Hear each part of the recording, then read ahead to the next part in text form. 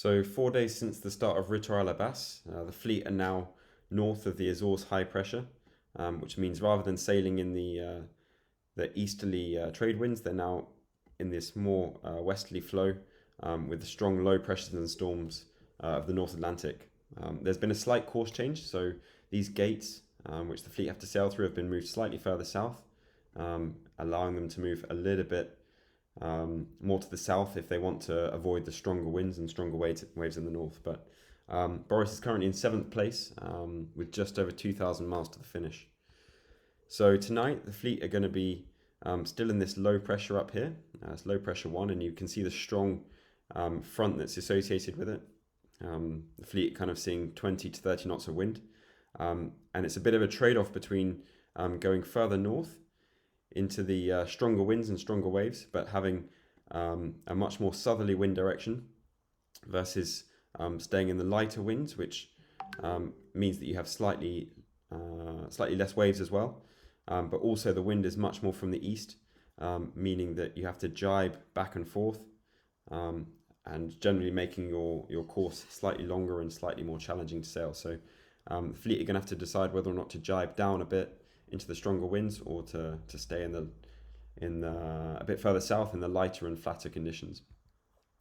24 hours ahead of that, so 36 hours from now, this low pressure 1 has moved right across the Atlantic towards the east, and we've got another low pressure behind, moving in very quickly with a light wind patch between the two of them, so not much pressure up here. So the fleet are going to have to stay in this corridor to stay in the nice stronger wind, which will be fairly straightforward as they pass through the next gate. But as you can see, the sea state is really starting to pick up now. Further in the north, you've got up to 4-meter waves, which makes it really challenging to keep the boat consistently on the foils, and you have to sort of throttle back a bit. So the boats that manage to stay south of this line or south of the Azores will probably find much flatter and calmer sea state, meaning that they can get the boat foiling at much faster conditions. So it's a bit of a trade-off over sailing the course you want to, based on the wind, versus trying to find the flatter conditions for the foiling. By the time we get to Friday, we can see that the Azores high is kind of re-establishing between this third low pressure, very strong low pressure coming in from behind, and the low pressure 2, which is also now in the East Atlantic, and the boats which manage to stay ahead of this high pressure. So this is roughly where the routing is expecting the fleet to be.